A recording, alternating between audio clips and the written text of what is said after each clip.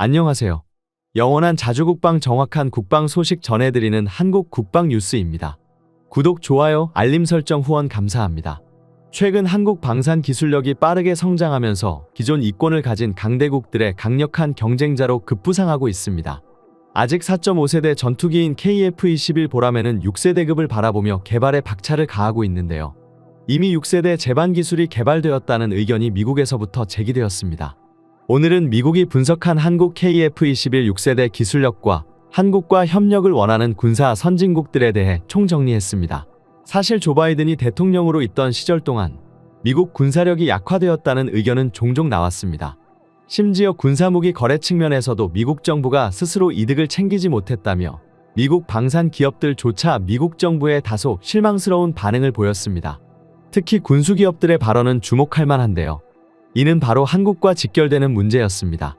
미국산 전투기에 탑재하는 A사 레이더를 제작하는 레이시온 테크놀로지가 과거 미국 정부가 내린 판단에 대해 큰 아쉬움을 나타내었습니다. 그들이 최근 발표한 군사무기 칼럼에 따르면 한국이 KF-21 전투기를 개발할 때 필요했던 4대 핵심 기술을 미국 정부가 이전하지 않으면서 결과적으로 그러한 판단이 거대한 나비 효과가 되어 레이시오는 대한민국이라는 최첨단 무기시장에서 KF-21 전투기에 탑재할 A사 레이더 판매에 유력한 기회를 유실하게 되었으며 다른 미국 방산기업인 로키드 마틴과 보잉까지도 큰 손해를 보게 되었다고 언급했습니다. 과거 미국 레이시온이 구상했던 것은 한국과 기술협력을 통한 A사 레이더 판매가 최종 목적이었습니다. KF-21 전투기의 최대 생산량을 300대 이상으로 계산했을 때 레이더를 납품하는 사업만 성공한다면 레이시오는 대한민국을 상대로 초대박 수익을 낼 수 있었고 향후 한국이 개발하는 무기 중 레이더 장비들을 추가적으로 납품할 계획까지 꼼꼼히 세우고 있었습니다. 하지만 미국 정부는 4대 핵심 기술을 한국에게 이전시키는 사안에 대해 전면 철회하겠다는 결정을 내렸고 레이시오는 다른 방식의 계약을 구상할 수밖에 없었습니다. 4대 핵심 기술 이전 거부 후 레이시오는 전면적인 사업계획 수정에 들어갔습니다. 계약과 법의 허점을 이용해 교묘하게 계약 내용을 바꾼 것인데요. 한국과 불평등한 라이선스를 체결하여 한국이 레이더를 뜯어보지 못하게끔 금지 조약을 설정한 후 최종적으로 4대 핵심 기술 이전 없이 KF-21 전투기의 레이더 부품을 납부할 계획을 세운 것입니다. 하지만 이러한 레이시온의 꿈은 산산조각 나버렸습니다. 바로 대한민국이 A사 레이더 개발에 성공한 것도 모자라 세계 최고의 성능을 가지기 위해 첨단 개량을 진행하고 있다는 것입니다. 사실 미국이 전투기 개발에 필요한 4대 핵심 기술 이전을 거부할 당시만 하더라도 대한민국이 모든 첨단 기술을 자급자족할 수 있을 것이라고는 상상도 못했다고 합니다. 당시 한국은 이스라엘 기업과 함께 군사적 협력을 통해 기술 협력의 기초적 관계만 마련했을 뿐 A사 레이더에 관해선 구체적인 진행 상황도 알려진 것이 없습니다. 심지어 한국이 핵심 기술을 모두 개발해낼 것이라고는 대한민국 국민들과 미국 정부조차도 예측하지 못한 일이었습니다.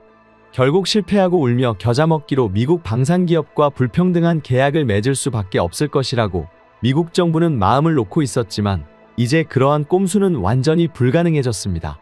대한민국은 자체 제작 A사 레이더를 개발해냈습니다. 한국이 4대 핵심 기술을 자력으로 모두 개발해내버리자 A사 레이더를 제작하는 레이시오는 물론이고 또 하나의 거대 방산기업인 로키드 마틴의 영향력도 점차 옅어지고 있습니다. 레이시온에 이어서 로키드 마틴이 KF-21 전투기에 납품하고자 했던 것은 바로 항전장비였습니다. FA-50 경전투기의 사례에서 보듯 미국산 로키드 마틴의 부품이 많이 들어갈수록 현재 트렌드인 한국산 무기 수출이 이루어진다면 반사이득을 볼 수 있기 때문입니다. 하지만 이제 KF-21 전투기를 독립적으로 개발해내면서 미국에게 돈을 가져다 주지도 눈치를 보지 않아도 되는 상황이 왔습니다.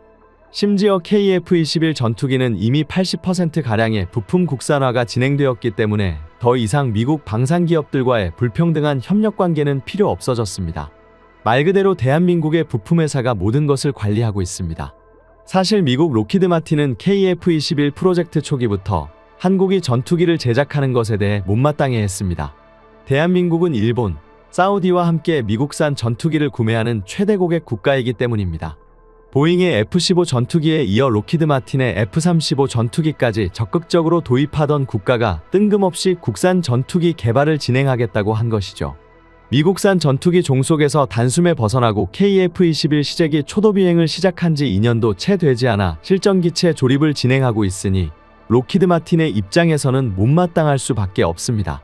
심지어 KF-21 전투기의 실전 조립 중에는 문제 하나 없이 순조롭게 진행되고 있습니다. 미국 방산기업인 록히드 마틴은 자신들의 전투기를 구매해주던 최대 고객을 잃은 것도 모자라 과거 자신들의 우량 고객이었던 대한민국의 KF-21 전투기 플랫폼과 경쟁을 해야 할 상황이 된 것입니다. 실제로 한국산 KF-21 전투기는 F-35 전투기의 대안으로 떠오르며 각광받고 있는데요. 그동안 대한민국 KF-21 전투기 제작에 수많은 난관이 있었던 만큼 대한민국의 성공이 감격스럽습니다. 모든 험난한 과정을 이겨낸 우리 기술진이 자랑스럽습니다.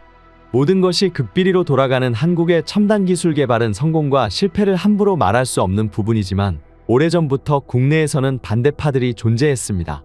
국내 몇몇 기자와 정치인들은 왜 성공하지도 못할 국산 전투기를 제작하냐며 애당초 미국산 전투기를 구매했다면 개발 비용의 절반에 가까운 비용밖에 들지 않는다고 주장했던 적이 있습니다. 하지만 결과적으로 록히드 마틴 전투기를 구매하면 4대 핵심 기술을 주겠다고 했지만 기술 지원을 일절해 주지 않을 뿐더러 전투기의 운영 유지비는 기하급수적으로 상승하고 있습니다. 심지어 정비창도 제대로 열어보지 못해 대한민국 공군의 전투기 가동률은 형편없는 수준으로 떨어져야 했습니다. 대한민국 공군은 이때 깨달았습니다. 독자적인 첨단 무기가 없다면 국제외교에서 아무런 힘을 사용할 수 없으며 자주국방을 실현할 힘까지 잃을 수 있다는 것을 말입니다. 이제 한 발 더 나아가 KF-21 전투기의 한국산 최첨단 무장체계까지 마음껏 탑재할 수 있다는 긍정적 신호를 보이고 있습니다. 그동안 미국에서 도입하는 전투기 비용은 도입비뿐 아니라 수리비와 유지보수비가 엄청났습니다. 업그레이드 비용도 천문학적인 수준이었습니다. 결국 한국은 KF-21 전투기를 만들어내며 이러한 비용 감산에 나섰습니다. 우리가 만든 강력한 위력의 전투기를 대한민국 공군에 배치할 수 있다는 것은 우리 군의 전력 강화에 큰 힘이 될 것입니다. 기초 단계부터 대한민국의 독자적인 기술을 밑바닥에서 시작했습니다. 황무지에서 시작한 한국항공우주산업과 대한민국 공군, 한국과학기술원은 주변국들에게 밀리지 않고 대한민국을 무기독립국으로 만들기 위해 6세대 스텔스 기술을 점진적으로 개발할 계획이라고 밝혔으며 이중 상당한 비율로 KF-21 보라매가 기반으로 개발될 것이라고 밝혔습니다. 특히 5.5세대 방공 소프트웨어 체계인 K-링크 시스템이 작년 대비 개발 성과와 발전 가능성에 대해 높은 수치를 얻어 전 세계 방산 강대국 사이에서도 최상위권으로 평가받고 있습니다. 현재 정립된 6세대 전투기 핵심 기술은 인공지능 유무인 복합체계, 마하3 이상의 극초음속 엔진, 중력의 영향을 받지 않고 360도 공격이 가능한 레이저 무기, 스텔스 성능과 고용량 네트워크 등이 있습니다. 대한민국이 가장 높은 신뢰를 받는 부분은 바로 스텔스 성능과 무인 기능입니다. 한국 공군 역시 무인 기술과 인공지능을 통한 미래 전력 구조를 구상하고 있습니다. 공군은 올해 항공우주력 국제학술회의에서 무인 기술과 AI에 기반한 미래전 수행 개념을 소개했습니다. 공군은 우크라이나 전쟁에서 어느 쪽도 공중우세를 장악하지 못했기에 전쟁에서 최단 시간 내 압도적인 승리가 불가능했다며 드론과 극초음속 무기가 나타나는 상황에서 신속하고 지속적인 공중 우세를 유지하기 위해서는 전통적인 공군력 변화가 불가피하다고 분석했습니다. 공군은 빠르게 바뀌는 전장 환경에서 기술에 맞서 공중 우세를 유지하기 위해서는 시공간 제약이 없는 고속 네트워크와 AI 기술을 활용한 유무인 전력 운용이 중요하다고 지적했는데요. 이를 위해 공군이 가장 먼저 강조하는 것이 바로 유무인 복합체제입니다. 한국은 세계 최초의 휴먼형 로봇을 개발한 바 있으며 이를 기반으로 항공기에도 독자적인 기술을 구축해 나가고 있습니다. 실제 대한민국은 무인기 개발에 적극적으로 나서고 있으며 국방부, 국방과학연구소, 방위사업청, 국내 방산업체들이 협력하여 스텔스 무인 전투기 개발을 추진 중입니다. 이 스텔스 무인 전투기는 벌써부터 많은 기대를 모으고 있습니다.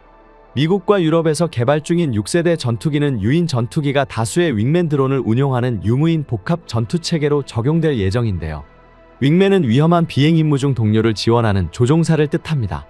과거에는 사람이 했던 윙맨 임무를 이제는 무인기가 대체하며 미래 공중전 개념을 통째로 바꿔버리고 있습니다. 윙맨 드론은 많은 이점을 가지고 있습니다. 미공군만 보더라도 F-35 전투기는 대당 가격이 8천만에서 1만 달러에 달하지만 윙맨 드론은 대당 2~3천만 달러면 만들 수 있고 비용은 점점 더 낮아질 전망입니다. 그렇기에 이는 대량 생산과 배치가 용이하다고 평가되는데요. 일반적인 무인기나 드론은 지상 관제소에서 원격 조종으로 움직이지만 윙맨 드론은 공중에서 유인기와 교신하며 움직이는데 조종사는 위험한 임무를 무인기에게 대체할 수 있도록 조종하여 안전을 보장받을 수 있습니다. 유인기 통제를 받으나 AI를 통해 조종사의 부담을 덜어주고 자체 판단하에 작전할 수 있는 형식입니다. 무인 드론은 첨단 기술이 다수 쓰이지만 저렴한 비용 구조를 추구하고 있습니다. 대한민국 공군은 선무인 후유인 전투 개념을 제시하고 있는데요. 유인 전투기가 적 위협 범위 밖에서 다수의 무인기를 위험 지역에 침투시키는 형태입니다. 이는 유인 전투기, 재사용 무인기, 소모성 무인기를 혼합하여 작전 지역에 배치하는 것인데 투입되는 무인기는 자폭, 기만, 전자전, 정찰 등 다양한 임무를 수행할 수 있습니다. 저가의 소모성 무인기는 적지로 침투해 탐지, 기만, 방공망 소모 등을 진행하며 소모성 무인기들을 거느린 유인 전투기가 적지에 근접하면 정찰 및 전자전 무인기들을 통제하는 유인 전투기가 측면에서 엄호합니다. 후방에는 다수 무인기를 운용하는 유인 전투기 편대와 공중 조기 경보 통제기 등이 지원을 맡습니다. 고가의 재사용 무인기는 유인 전투기 감시 및 공격 범위를 넓히는 역할을 맡게 되는데요. 이는 적전투기가 공대공 무장을 사용하기 이전에 아군이 먼저 적을 타격할 수 있는 기회를 제공합니다. 더 유용한 것은 유인 전투기가 센서를 끈 상황에서도 데이터 링크를 통해 무인기들이 수집한 정보를 실시간 확보하고 적군의 동향을 파악할 수 있다는 점입니다. 공군은 이 같은 개념을 토대로 군, 연구기관, 업체 등이 포함된 태스크포스를 구성해 실현 가능한 유무인복합 전투체계 운영 개념 수립을 추진하겠다고 밝혔습니다. 또한 한국항공우주연구원에서는 재사용 무인 우주비행기 축소기를 제작한 것을 공개하였으며 우주 드론 시장에 한국이 선제적으로 진입할 수 있는 길을 열었습니다. 현재 다양한 나라에서 우주 비행이 가능한 우주 드론 기술 개발을 진행 중이지만 실용화에 성공한 나라는 미국만이 유일합니다. 이 상황에서 한국이 KF-21 초음속 전투기에 이어 우주드론 개발의 성과까지 내고 있는 것입니다. 우주드론은 인공위성과 함께 사람이 탑승하지 않고 자율운행 혹은 원격 조종하는 무인체계라는 점은 동일하지만 몇 가지 부분에서 큰 차이점을 가집니다. 첫 번째는 발사 후 지상으로 돌아오기 때문에 전파를 발신하지 않고 은밀한 임무 수행이 가능합니다. 비밀 작전의 경우 정찰 정보를 녹화했다가 다시 돌아올 때 회수를 할 수 있고 실시간 감시 정찰이 필요할 경우 인공위성처럼 통신 데이터 링크를 사용할 수 있습니다. 두 번째는 궤도 변환이 자유롭습니다. 인공위성의 경우 발사 위치와 고도가 거의 일정해 추적이 쉽지만 우주 드론은 궤도를 예측하기 어려워 지상 대응은 쉽지 않습니다. 세 번째는 필요할 때만 사용하고 회수가 가능하다는 것입니다. 몇 개월 동안 인공위성처럼 떠 있을 수 있음에도 불구하고 며칠만 작전하고 회수하여 운용 수명을 늘릴 수 있습니다. 우주와 지상을 오가는 무인기인 우주드론의 개발은 만만치 않지만 대한민국은 28년 우주비행기 핵심 기술 및 재진입 기술 개발을 끝내 높은 기술력을 축적할 것이라고 언급했습니다. 이를 위해 한국의 미래 비행체 핵심 기술 연구가 이루어지고 있는데요. 이것이 바로 우리가 아는 스텔스 무인전투기 개발인 것입니다. 올해 하반기 한국은 저피탑 무인항공기 핵심 기술 교류회를 개최하였으며 저피탑 무인항공기 개발 관련 최신 기술 동향을 공유하고 향후 발전 방향을 논의했습니다. 저피탑은 레이더 신호반사 면적을 최소화하거나 전파를 흡수하는 방식으로 스텔스 상태를 유지하는 기술입니다. 스텔스 무인기 기술은 각국의 전략적 우위를 확보하기 위한 핵심 요소로 자리 잡았습니다. 대한항공은 국방과학연구소와 함께 국내 최초로 저피탑 편대기를 개발 중인데요. 바로 내년에 민간에 첫 공개하는 것을 목표로 하고 있습니다. 하지만 대한민국은 이미 무인기의 일정 기술을 확보한 것으로 보입니다. 대한항공은 2010년 국방과학연구소의 저피탑 축소형 비행시험기 개발 사업에 참여한 것을 시작으로 국내 저피탑 무인기 개발 분야에서 독보적인 기술력을 보여주며 저피탑 무인기 핵심 기술인 항공기 RCS 저감 설계 및 제작 기술, 꼬리 날개가 없는 무미익 비행체 제어 기술을 확보한 상황입니다. 이런 상황에서 국제정세가 불안해지며 한국산 무인기에 대한 니즈가 높아지고 있습니다. 한국의 무인전투기가 점차 두각을 드러내고 있습니다. 대한민국은 세계 최초로 휴먼 로봇을 제작하며 다른 방식으로 항공기에 이를 적용하고 있습니다. 한국은 국방부, 국방과학연구소, 방위사업청, 유수한 국내 방산업체들과 협력하여 개발 중인 스텔스 무인전투기의 성능을 한창 끌어올리고 있습니다. 이에 대해서는 미국의 과학기술 매체 인터레스팅 엔지니어링에서도 언급이 되었는데요. 인터레스팅 엔지니어링에서는 최근 미공군 연구소 발표를 인용해 미국이 장착한 AI 무인기 발키리가 3시간 동안 시험 비행에 나섰으며 이는 굉장히 유의미한 성과라고 언급했습니다. 그런데 최근 KF-21 실전기체 양산을 시작한 한국 역시 AI 무인 전투기를 개발한 것이 아니냐는 의문을 제기했습니다. 이는 한국이 세계 최초로 인간형 로봇을 개발하여 미국과는 다른 방식의 AI를 비행체에 적용하고 있기 때문이며 이에 대한 기사글이 짤막하게 실린 것입니다. 최근 국방부는 국방혁신 4.0의 일환으로 AI 기반의 유무인 전투체계와 그물망식 킬웹 작전을 도입할 계획이라고 밝혔습니다. 킬웹은 킬체인과 달리 그물망 같은 촘촘한 표적 처리 절차를 통해 북한이 핵미사일을 발사하기 전에 미리 교란하거나 파괴할 수 있는 새로운 작전 운용 개념입니다.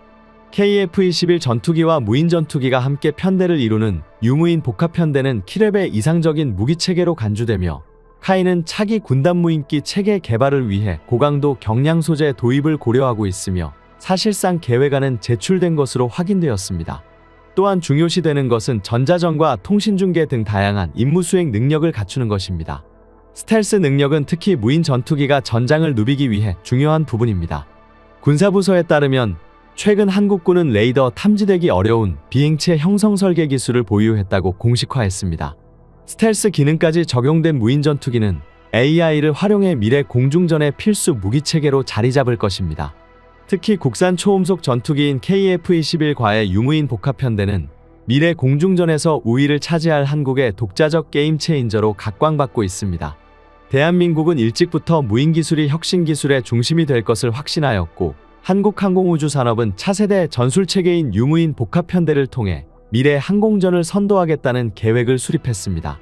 국방부는 스텔스 무인 전투기 개발에 더욱 박차를 가할 것이라고 밝혔는데 그간 공식 발표와 개발 현황 사이의 간극을 비교해 추측해본다면 현재 무인기 개발은 상당한 수준의 진도가 나갔고 이제는 마무리 단계에 이르고 있을 것이라고 전망했습니다. 지난해부터 무인 스텔스기로 추정되는 사진이 공개되어 화제였는데 이제 극비리의 시험 비행을 진행하고 있다는 소식이 들려왔습니다.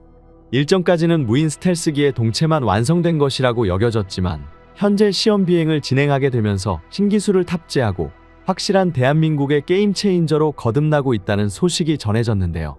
그동안 우리 대한민국이 무기체계에 대해 공식적으로 발표한 것과 개발 상황 사이의 간극을 비교해 추측해본다면 현재 무인기 성능 개발은 상당한 수준으로 높아졌다는 것을 알 수 있습니다. 최근 국방과학연구소가 무인기용 스텔스 기술을 국산화해냈다는 놀라운 소식을 전했습니다. 한국군이 첨단 무기 개발 성과를 거두고 있다는 소식에 전 세계가 주목하고 있는 상황인 것인데요. 실제로 미국의 군사 전문가 데이비드는 한국 스텔스 전투기에 대해 진심으로 극찬했습니다. 그는 한국의 스텔스 유무인 체계에 무인 드론이 개발된다면 KF-21 전투기가 몇 단계의 진화를 통해 미국산 F-35 전투기의 화력 체계를 넘어설 것이 분명하다고 소신을 밝혔습니다.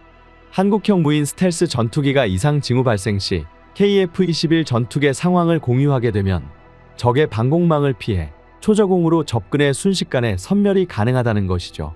국산 무기 체계의 장점인 K-링크 네트워크 연결 능력이 또 하나의 무기가 되고 있는 것이며 미국뿐만 아니라 인도의 군사무기 전문 매체의 기자인 수바시시도 한국은 뛰어난 무인기 기술을 보유하게 되었다며 아직 독자적인 무인 전투기를 개발할 엄두를 내지 못하는 일본과는 정말 대조적인 상황으로 보인다는 설명을 덧붙였습니다.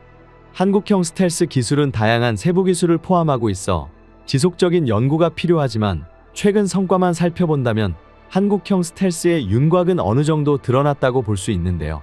군사부서에 따르면 최근 한국군은 레이더 탐지되기 어려운 비행체 형성 설계 기술을 보유했다고 공식화했습니다. 국방과학연구소는 2016년부터 저피탑 무인 항공기 핵심 기술에 대한 연구를 했습니다. 그런데 올해부터는 실질적인 성과를 내기 시작하면서 불과 5년 만에 무인기 스텔스 기술을 개발하는 쾌거를 이룬 것인데요. 한국군은 레이더 탐지 확률이 적은 저피탑 형상과 전파 흡수 물질을 적용한 모형 비행체를 만들어 레이더 반사 기능을 최종적으로 확인했다고 전했습니다. 더불어 항공기 꼬리날개가 없는 특수 모형을 제작하고 비행시험을 실시해 비행 제어 알고리즘을 검증함으로써 무인 항공기의 필수적인 핵심 기술을 완벽히 확보해냈다는 것입니다. 국방부는 스텔스 무인 전투기의 시제품을 생산을 하반기 중으로 끝마치고 KF-21 전투기의 양산형 기체가 나오는 2026년에 무인 편대 비행이 가능한 다양한 핵심 기술을 도입하겠다고 공식적으로 발표했습니다. 이 상황에서 한국형 무인 스텔스기의 시제기를 공개하기 전 하늘에서 멋지게 날아가는 무인기가 포착되어 큰 논란이 일었습니다. 이로 인해 대한민국의 무인 스텔스기가 이미 시험 비행을 진행하고 있는 것이 아니냐는 논란이 국내 군사 전문가들에게서 크게 일게 되며 미국까지 한국의 무인기 개발에 관심을 보이게 되었습니다. 국방부에서는 무인 전투기의 체계 개념을 확립한 상태이며 한국이 개발 중인 가오리 X2는 스텔스 전투기 특유의 내부무장창 설계도 진행하고 있습니다. 일반적 스텔스 무인기와 차별화될 수 있게 광대역 스텔스 형상을 취하는 가오리 X2는 내부무장창에 고성능 유도폭탄과 공대 공미사일을 장착할 수 있도록 설계되어 있다고 밝혔습니다. 가오리 X2가 핵심적인 전술 임무를 수행할 수 있도록 제작되어 전장에서도 더욱 핵심적인 역할을 할 수 있다는 것이죠. 스텔스 무인기 고유의 능력으로 중국과 북한의 방공망을 무력화시킨 후 은밀하게 적군의 요충지를 타격하고 빠르게 이탈하는 임무 수행으로 아군의 인명피해와 위험을 줄이고 적군에게 치명적인 위협을 가할 수 있을 것입니다. 무인 스텔스 전투기를 통해 임무 수행을 성공적으로 완수하기 위해서 자체적으로 개발해내는 스텔스 엔진도 중요한 요소입니다. 이를 위해 국방과학연구소와 한화 에어로스페이스는 터보팬 엔진 국산화도 본격적으로 추진하고 있으며 이미 소형 무인기에 필요한 엔진은 독자적 개발을 완료했고 가오리 X2에 장착할 국산 엔진 역시 테스트 작업을 진행 중입니다. 소형 무인기 엔진은 현재 국산화가 완료되었으며 대형 무인기 엔진까지 국산화를 위해 차근차근 개발해 나가고 있습니다. 한국이 국산 엔진 개발을 매우 중요한 사안으로 올리는 것은 어찌 보면 당연한 일입니다.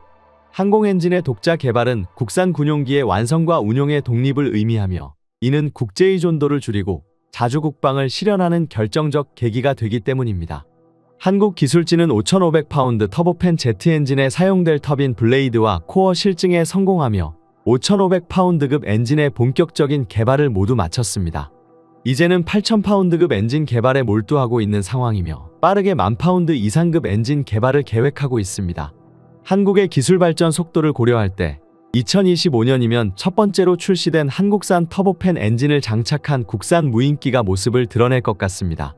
현재 한화에어로와 두산에너빌리티가 합작하여 엔진 퀄리티를 높여나가고 있는데 무인기에 탑재하여 비행 시험을 진행하는 방법은 굉장히 적합하다고 언급되고 있습니다. 해당 비행 시험의 진도를 고려한다면 한국형 무인 스텔스기가 빠른 시일 내에 국산화되어 한국 영공을 지킬 수 있다는 것입니다. 대한민국의 주요 항공 핵심 전력이 바로 유무인 복합체계 멈티입니다. 국산 초음속 전투기인 KF-21 전투기와 가오리 X2가 유무인 복합편대에 직접적으로 운용될 기체입니다.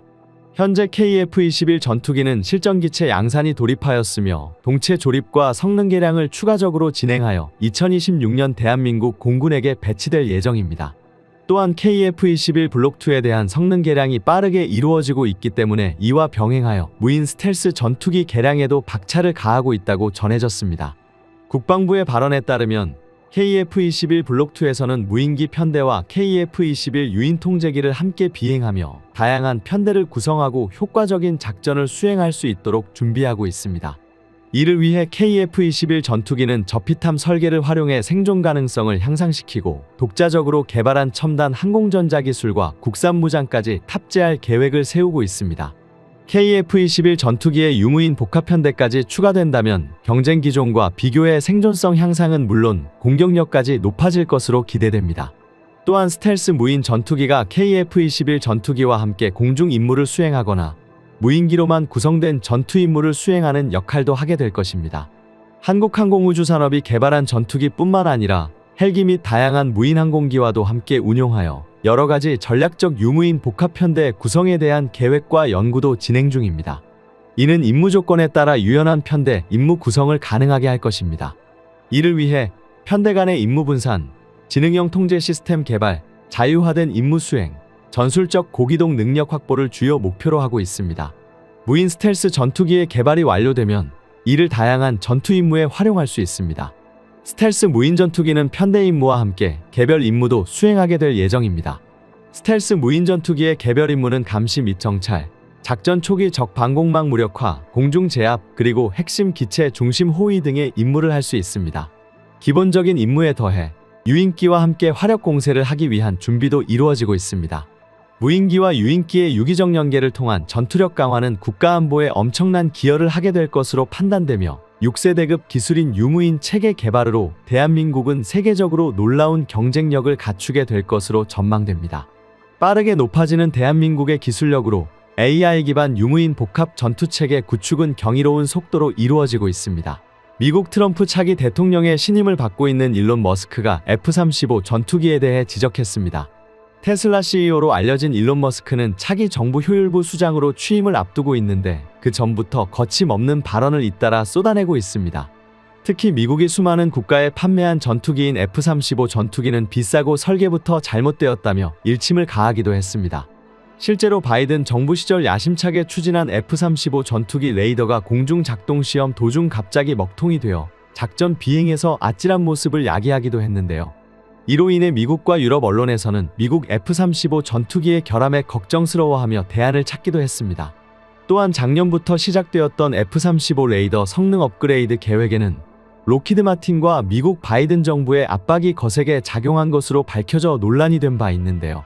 제대로 검증조차 되지 않은 레이더를 F-35 전투기에 교체하려 하자 즉각적으로 반대 여론이 불길처럼 드세게 일어났습니다. 만약 이번 F-35 전투기에 관하여 성능 개량을 하지 않을 경우에는 앞으로의 성능 개량에 불이익이 따를 것으로 알려졌습니다.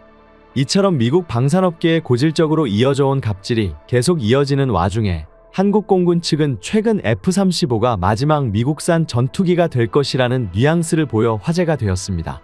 미국산 전투기의 불안함과 미국 방산기업의 갑질은 대한민국 무기 개발의 원동력이 되었습니다.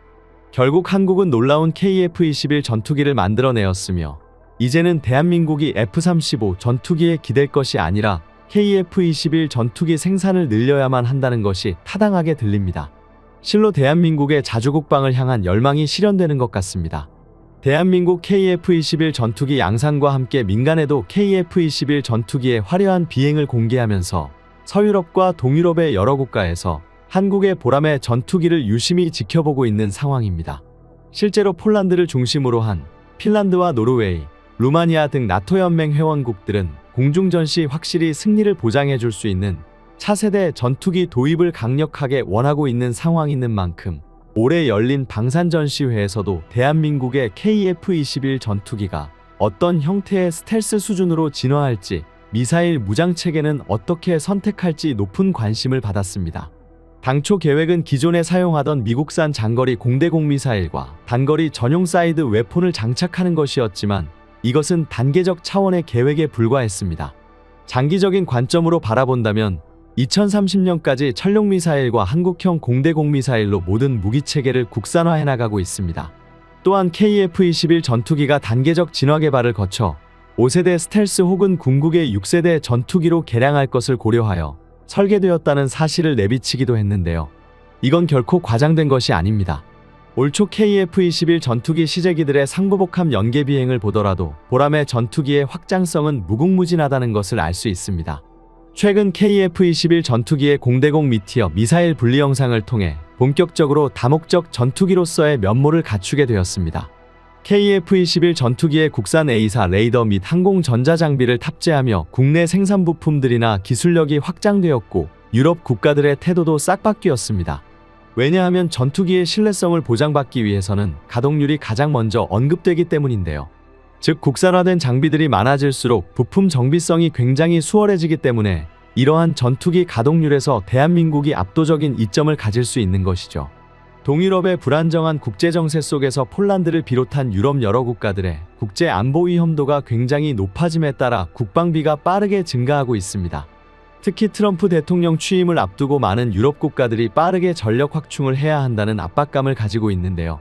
그 와중 폴란드는 이미 대한민국의 FA-50 전투기를 비롯한 방산무기 구매를 마쳤고 폴란드가 구매 이후 놀라운 속도로 무기를 납품받는 것을 확인한 수많은 유럽 국가가 대한민국 방산 무기에 관심을 가지기 시작했습니다.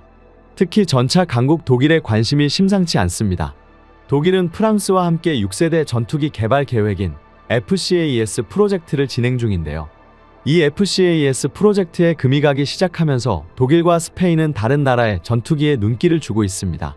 그 이유를 살펴보자면 여러 나라가 이 프로젝트에 참여한 가운데 프랑스가 주도적으로 이를 추진하였으나 최근 라팔 전투기가 불티나게 팔리기 시작하면서 새로운 전투기 개발을 할 여유가 없어졌기 때문입니다. 게다가 항공 관련 기술이 부족한 독일을 배제하려는 움직임도 보이며 독일을 무시했습니다. 실제로 프랑스는 독일과의 협상에서 플랜 B를 언급하며 독자 개발 가능성을 암시하기도 했습니다. 이전부터 많은 군사 전문가들 역시 최첨단 전투기를 독자 개발할 역량이 없는 독일이 이미 라팔 전투기 수출로 항공기 실력을 입증한 프랑스에게 휘둘릴 수밖에 없다고 보고 있습니다. 이에 독일 정부는 FCAS 프로젝트에 회의감을 느끼며 미국산 F-35 전투기 도입을 검토하기 시작했습니다. 독일은 결국 F-35 전투기 구매를 결정했는데요. 독일은 이 결정에 석연찮은 모습을 보이고 있습니다.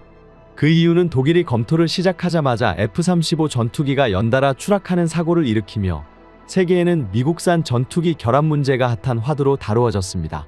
신뢰성이 떨어지는 F-35 전투기의 모습에 독일은 새로운 전투기 추가 도입과 F-35 전투기 구매에 대해 재조정을 고려하고 있다는 소식이 들렸습니다. 그런데 새로운 전투기를 고민하던 독일이 한국산 KF-21 전투기를 고려하고 있다는 소문이 들리고 있습니다. 현재 미국의 F-35 전투기를 구매하더라도 인도 가능한 시점이 2030년임을 감안한다면 KF-21 1차 양산 물량은 2026년 예정이기 때문에 독일에서 KF-21 전투기를 선택하는 것이 나을 수도 있다는 의견이 팽배합니다. 그간 대한민국이 보여주었던 빠른 납품은 유럽 국가로 하여금 높은 신뢰감을 가지고 있습니다. 현재 많은 국가들이 노후화된 전투기 퇴역과 동시에 차세대 전투기 도입에 고민을 안고 있는데 이 시기에 미국산 F-35 전투기가 성능 논란에 휩싸이게 되면서 F-35 전투기 도입에 대한 물음표가 찍히는 상황입니다. KF-21 전투기가 마침내 전투기로서 양산까지 돌입하고 완성을 눈앞에 두고 있는 상황에서 대한민국은 미국산 무기를 대체할 유일한 대안국이 되었습니다. KF-21 전투기가 이제는 미국과 어깨를 겨루는 라이벌로 성장하고 있다는 것이었습니다. 앞서 미국이 한국에게 갑질을 행했던 이유는 한국이 실패를 맛보기 원했기 때문도 있습니다. 한국이 성공하는 순간 세계 전투기 시장에서 미국의 자리를 한국이 대체할 것이 자명했기 때문입니다. 미국의 간절한 바람과는 다르게 한국은 모든 기술 분야에서 당당하게 기술적인 발전을 이뤄냈습니다. 이러한 결과를 증명이라도 하듯 오늘날 한국의 무기 국산화 지표는 전년 대비 8%나 상승하여 국산화율 90%까지 기록했는데요. 최근 우리나라 국제방산전시회에서 공개된 한국 항공우주 산업의 일정표는 많은 사람을 상기시키는 사건이 되었습니다. 카이 측은 이번 국제방산전시회에서 KF-21 개량을 거듭해 나가 함재기와 전자전기 등 완벽한 주력 전투기로 사용할 계획을 밝혔습니다. 더불어 2028년까지는 KF-21 전투기의 완전한 스텔스기 버전인 블록2를 개발하겠다고 언급한 상태입니다. 블록2 단계에서 KF-21 전투기는 정밀 유도폭탄과 국산 천룡미사일을 운영할 예정으로 알려졌습니다. KF-21 보라매를 기반으로 함재 전투기와 전자전기까지 이 모든 것을 7년 안에 개발하겠다는 포부를 밝혔는데요. 사실상 이러한 포부를 공식석상에서 발표했다는 것은 더 이상 외산 전투기 도입을 하지 않겠다는 선언과 다를 바 없으며 이에 더해 시장 경쟁력까지 키워 해외 수출을 하는 두 마리 토끼를 다 잡겠다는 의도로 보입니다. 실제 한국은 전투기 개발을 시작한 지 얼마 되지 않았지만 훈련기의 경우 오랜 노하우를 가지고 있고 명품 항공기종을 다수 보유하고 있는 보잉과 미국 훈련기 사업에서 쌍벽을 이루었습니다. 제작 경험이 풍부한 미국마저도 시제기 비행 이후 5년에서 8년의 시험 비행 기간을 거쳐 양산하는 것이 일반적이지만 한국은 특유의 빠르고 정확한 DNA로 인해 세계에서 유례없는 속도로 전투기 개발이 진행되고 있습니다. 반대로 미국산 무기 수입률은 전체 비중의 6%나 감소하여 사상 최저치를 기록하였습니다. 이것은 더 이상 미국산 무기를 수입하는 것이 아니라도 충분히 대체할 수 있는 한국산 무기가 육해공 모든 분야에서 빠르게 발전하고 있다는 것을 뜻합니다. 현재 미국의 록히드 마틴은 한국의 군용항공기 산업체계가 당초 예상보다도 훨씬 빠른 속도로 성장하고 있다는 것을 결국 인정했으며 KF-21 전투기에 들어가는 A4 레이더는 물론 항전 장비가 유럽연합과 영국 언론에서 각광받고 있는 상황입니다. 미국의 록히드 마틴마저 한국 레이더 기술력을 본 후 위기감을 느끼며 감탄을 금치 못했습니다. 현재 국방과학연구소와 한화시스템이 호흡을 맞춰 KF-21 전투기의 A4 레이더 성능 개량을 진행하고 있는데요. 이번에 진행되는 차세대 A4 레이더 개량이 완료된다면 질화갈륨 단자를 무려 3,200개 이상 확보함으로써 기존에 개발되었던 에이사 레이더 성능 대비 160% 이상의 성능 향상을 기대할 수 있다는 것이 바로 한화시스템의 입장입니다. 이 정도 수준의 질화갈륨 레이더 반도체는 KF-21 전투기의 기존 탐지 면적을 20배나 확대시킬 수 있게 되었으며 기존의 점처럼 아주 작게 레이더에 감지되었던 물체들을 확대시키며 전투기 스텔스 형태까지 확인할 수 있게 됩니다. 미국 바이든 정부는 KF-21 전투기 스텔스 소재와 에이사 레이더 반도체의 독자 개발이 실패할 것이라고 확신했기 때문에 더욱 이 사업의 진행을 앞장서 미국산 에이사 레이더 반도체 홍보에 나섰었는데요. 만약 KF-21 전투기 계획이 실패하여 전투기 전력 공백이 생길 경우 미국산 전투기는 물론 값비싼 항전 장비들을 한국에 더욱 많이 판매할 수 있기 때문이죠. 그러나 결과론적으로 미국 방위산업과 바이든 정부는 이 계획에 철저히 실패하였습니다. 현존 최고 성능의 대한민국 KF-21 보라매의 항전 장비를 포함해 에이사 레이더의 질화갈륨 반도체까지 국산화에 성공한 대한민국은 우리 군에서 운영 중인 각종 전술 자산들과 새로 도입하고 있는 전투체계들을 K링크로 통합하여 KF-21 전투기부터 스텔스 전투함까지 국산 소프트웨어로 모두 통합하는 작업을 진행하고 있습니다. 또한 과거에 개발되었던 1,500개의 9세대 갈륨 비소를 사용한 미국산 전투기 F-35 전투기의 레이더 성능까지 KF-21 전투기에 장착하는 에이사 레이더가 가볍게 추월할 것으로 예상되고 있습니다. 이제 우리 대한민국의 노력은 가시권에 들어왔습니다. 한국산 레이더는 이미 가상 적전투기 6대를 동시에 추적한 뒤 국산 공대 공미사일로 모조리 격추하는 시뮬레이션을 선보인 것은 물론 상용화 과정을 거쳐 이탈리아의 유수 업체와 협약을 맺으며 세계로 뻗어나가고 있는 상황인데요. 결정적으로 이 모든 상황을 돌이켜본다면 한국의 KF-21 전투기의 자체 개발에 대한 시도는 신의 한 수가 되어버렸습니다. 한국 공군의 F-35 전투기 비행이 재개되지 않은 상황에서 미국의 강압적인 F-35 전투기 성능 개량이 도마 위에 올랐습니다. 도입한 지 얼마 되지 않은 F-35 전투기의 업그레이드 비용이 무려 3,700억 원에 달하는데 문제는 F-35 전투기의 성능 개량이 무작정 미국 정부의 요구에 따라서만 진행된다는 것이 문제되었습니다. 방사청은 F-35 전투기의 성능 개량을 모든 운영국에 일원화된 형상 적용을 요구하는 개발 프로그램에 따른 것으로 한국 자체의 성능 개량 요구는 필요치 않다고 즉각 반발하였지만 F-35의 성능 개량은 미국의 통보에 따라 실행되어야 하는 것이며 2020년 중후반 구성된 미사일 등 4가지 무장 관련 장비를 추가 장착하고 항공전자 소프트웨어를 업그레이드하는 작업이 남아있는데 이번에 성능을 하지 않는다면 이후 이루어지는 이러한 2차, 3차 개량도 불가능한 구조이기 때문에 방사청은 울며 겨자 먹기로 이를 승인해야 했습니다. 하지만 한국은 이제 더 이상 미국산 전투기에 휘둘리지 않을 수 있습니다. 대한민국은 최초의 레이저 대공무기 배치를 마쳤으며 현재 이를 실전 적용시키는데 최선을 다하고 있습니다. 대한민국 국방과학연구소는 한국산 레이저 대공무기 시스템을 기존 계획보다 2년이나 앞당겨 개발에 성공했다는 것을 밝혔습니다. 대한민국은 새로운 무기체계 개발을 시작한 이래 단지 4년 만에 레이저 대공무기 개발에 성공한 것이며 시험평가에서 3km 박 무인기 30대를 모두 명중시키며 100% 요격률을 자랑했습니다. 대한민국의 무기 성능은 놀라운 신뢰성을 자랑하며 세계 방산 시장에서 위상을 높여나가고 있는데요. 한국이 잘하는 것은 성능 개발뿐만이 아니었습니다. 더욱 놀라운 것은 세계 최고 수준으로 빠른 생산 기간이었습니다. 특히 하반기부터 순차적으로 배치되고 있는 레이저 대공무기는 소형 무인기와 드론을 격추할 수 있는 20kW 출력으로 1초에 30만 킬로미터의 속도로 발사되어 연속 타격이 가능하며 무엇보다 한화에서 개발한 레이저 대공무기 1회 발사 비용은 2,000원 가량으로 아이언 돔과 비교돼야 될 정도로 저렴합니다. 이는 레이저 무기 중에서도 최저 수준으로 글로벌 방산 무기 시장에서 확실한 가격 경쟁력을 가질 수 있다는 것입니다. 또한 한국이 개발한 레이저 대공무기는 전기만 있으면 어디서든 운용할 수 있는 저비용 고효율 무기체계라는 장점이 있습니다. 이번 이란의 공격을 대한민국 레이저 대공무기로 막았다만 단 50만 원을 사용해 모든 드론을 욕격할 수 있었다는 것이 됩니다. 대한민국이 이러한 레이저 무기를 빠르게 개발한 계기는 2022년 북한의 무인기가 아무런 제약 없이 서울 하늘을 날아다녔기 때문입니다. 당시 우리 국방부는 큰 충격을 받았고 무인기 대응 정책을 빠르게 내놓았습니다. 이후 국방과학연구소는 레이저 기술을 탑재한 KF-21 진화 모델을 통해 레이더 탐지 후 적기를 즉각 격추할 능력까지 얻을 수 있을 것이라고 언급했으며 결국 2년도 안 되는 시간 만에 국방부는 레이저 무기의 전방부대 전력화를 발표했습니다.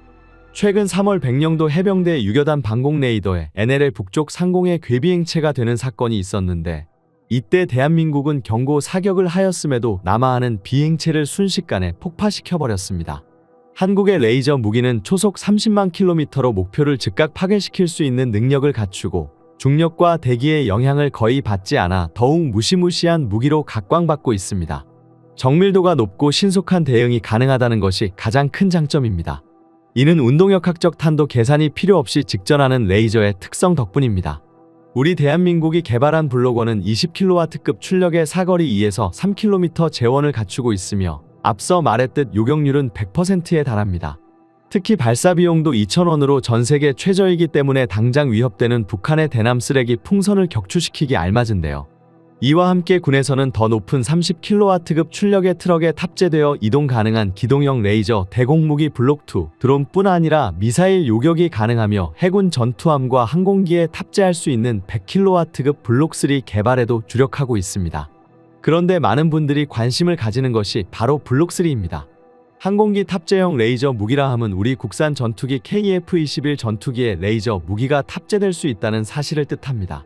우리는 한국의 대공 레이저 무기 개발이 유의미한 성과를 거두면서 KF-21 전투기의 무기도 레이저 무기와 비슷한 결로 그 수준이 높아질 수 있다고 기대하고 있습니다. 대한민국은 최근 세계적으로 주목받는 대공 레이저를 실전 배치하기 시작했습니다. 이는 미국보다 빠른 속도이며 세계 최초로 레이저 대공 무기의 실전 배치를 선언한 것입니다. 전 세계 방위산업체들은 대한민국의 이러한 당당한 발표에 주목하고 있습니다. 그중 가장 기대되는 내용은 KF-21 전투기에 탑재될 무기 역시 레이저 무기에 가깝게 개량되는 단계를 거친다는 것인데요. 가장 먼저 KF-21 전투기에 탑재될 훈련 장비 국산화까지 성공했다는 소식이 들려왔습니다. KF-21뿐만 아니라 FA-50과 같은 전술형 경전투기의 훈련 가치를 높이는 데도 이는 큰 기여를 하게 될 것이며 전장 정보 수집 기술인 다출처 영상 융합 체계와 다중빔 안테나 기술까지도 완벽히 국산화되었다는 소식이 들려 국내 군사 전문가들까지 경악했습니다. 이는 네트워크 기반의 유무인 복합 체계의 전술적 구현을 진행할 기반 기술이 마련한 것이나 다름없습니다. 그렇기 때문에 대한민국이 6세대급 전투기를 보유할 발판을 만들었다고 자신있게 말할 수 있게 되었습니다. KF-21 전투기에 사용될 다출저 영상 융합 체계의 전력화는 국내에서 독자적으로 작전 탐지 교란 파괴 방어를 수행하기 위한 신속하고 정확한 감시 정책, 영상 정보 처리 및 분산 능력을 향상시켜 효과적인 표적 타격 작전을 지원할 수 있게 합니다. 다출처 영상 융합 체계는 전자광학 적외선 센서 등에서 수집된 대규모 정찰 영상을 통합 및 융합 처리하고 신뢰성이 보장된 표적 영상 정보를 생성하여 각 전장 관리 정보 체계에 전송하는 시스템입니다. 인공지능과 빅데이터 등의 첨단 기술을 적용하여 미래 위협에 대응할 수 있다는 것이 특징적인데요. 국방과학연구소는 하나의 안테나로 4개의 무기체계와 독립적인 통신망 구축을 할 수 있도록 독자적인 다중빔 안테나를 제작했습니다. 한국형 기술은 다수의 타일형 다중빔 안테나를 원통형으로 배열하는 능동위상 배열 방식을 사용해 360도 방향으로 다양한 대상과 자유롭게 통신할 수 있도록 구현되었습니다.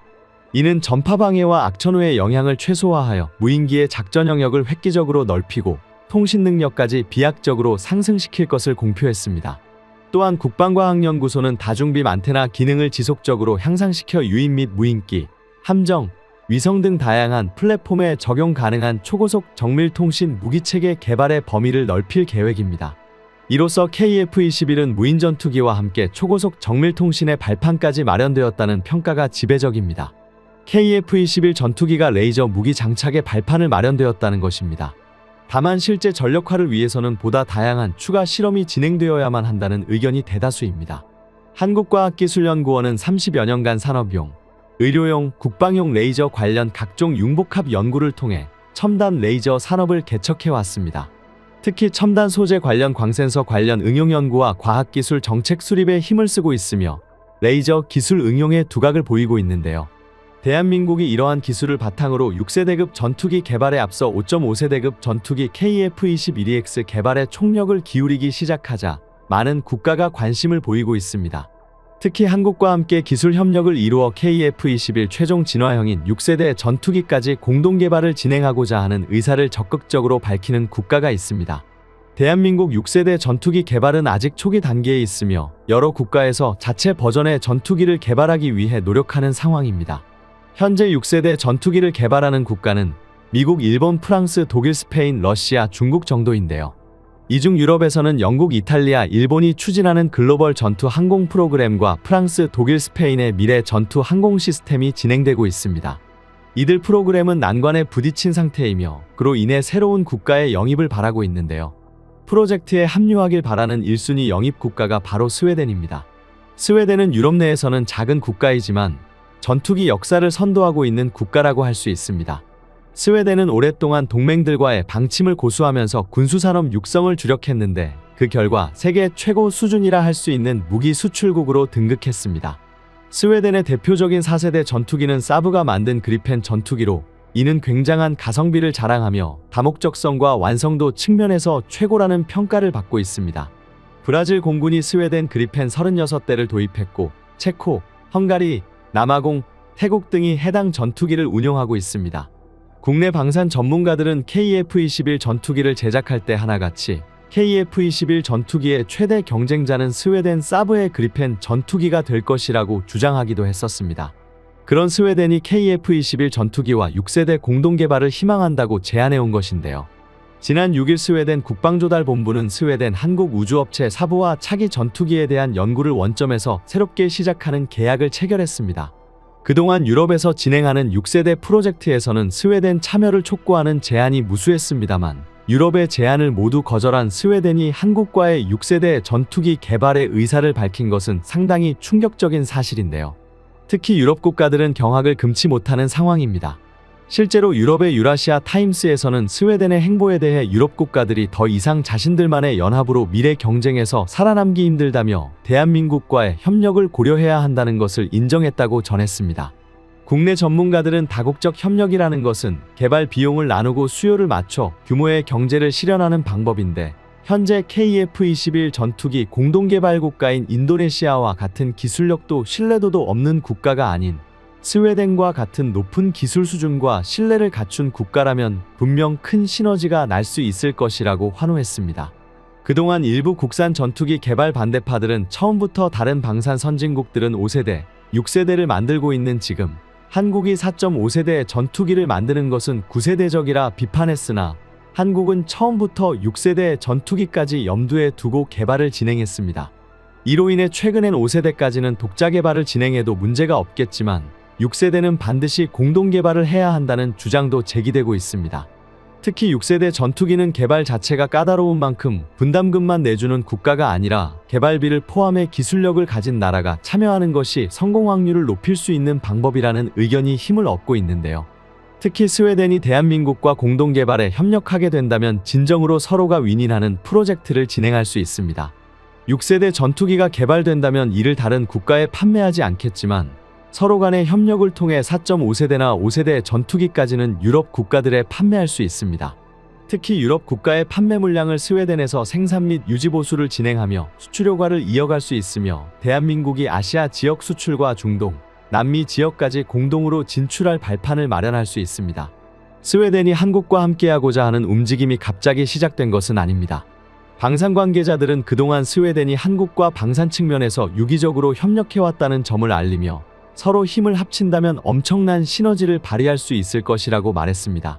스웨덴군 총사령부 합동작전본부장이 한국을 방문했습니다.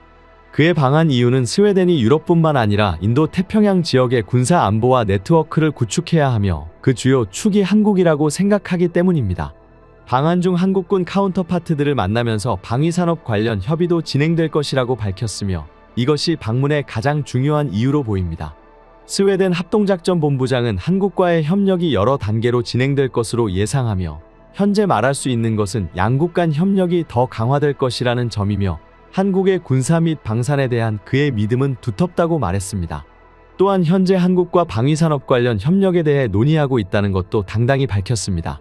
구체적인 방산협력 내용은 밝힐 수 없으나 군사레이더, 잠수함, 전투기 등 다양한 협력을 진행 중이라고 언급했습니다. 군사 전문가들은 현재 6세대 전투기 개발 산업에 대한 협의 사항이 분명히 오갔을 것이라고 추측하고 있습니다. 현재 유럽 방산이 대한민국을 견제하는 상황에서 스웨덴의 전투기 사업 참여는 큰 호재로 작용할 가능성이 높아졌습니다. 대한민국은 군사 선진국에 비해 시작은 늦었지만 도약하는 속도는 경이로울 정도로 빠릅니다. 이미 레이저 무기 개발의 기초를 모두 이루었으며 더욱 놀라운 것은 이 모든 것을 KF-21 전투기에 적용하여 더욱 뛰어난 수준의 무장을 이루겠다고 밝힌 것입니다. 최근 공대공 미사일 발사 장면을 당당히 공개하며 한국산 전투기의 실전 전투 능력을 민간에 선보였는데 최근에는 6세대급 공격수단이라고 불리는 KF-21 전투기용 레이저 요격 무기 개발 성과까지 드러났다는 것에 세계가 환호하고 있습니다. 현재 탑재되는 레이저 요격 시스템 지향성 적외선 방해 장비는 미사일 자체를 격추하는 것이 아닌 미사일의 적외선 탐색기를 강력한 적외선 신호로 교란하여 추적하지 못하게 하는 수준에 그쳤지만 6세대 전투기 기술로 개발되고 있는 고에너지 지향성 에너지 무기는 미사일의 탐색기나 구동계를 파괴시켜 격추하는 것을 목표로 하고 있습니다. 미래 6세대의 필수 조건 중 하나인 레이저 광학병기 장착에 청사진이 그려졌다는 사실이 밝혀진 만큼 우리 국민들은 우리 무기 기업에 대한 기대를 품고 있습니다. 지금까지 한국 국방 뉴스 시청해주셔서 감사합니다. 구독, 좋아요, 알림 설정 해두시면 언제나 좋은 소식 전해드리겠습니다. 즐거운 하루 보내세요.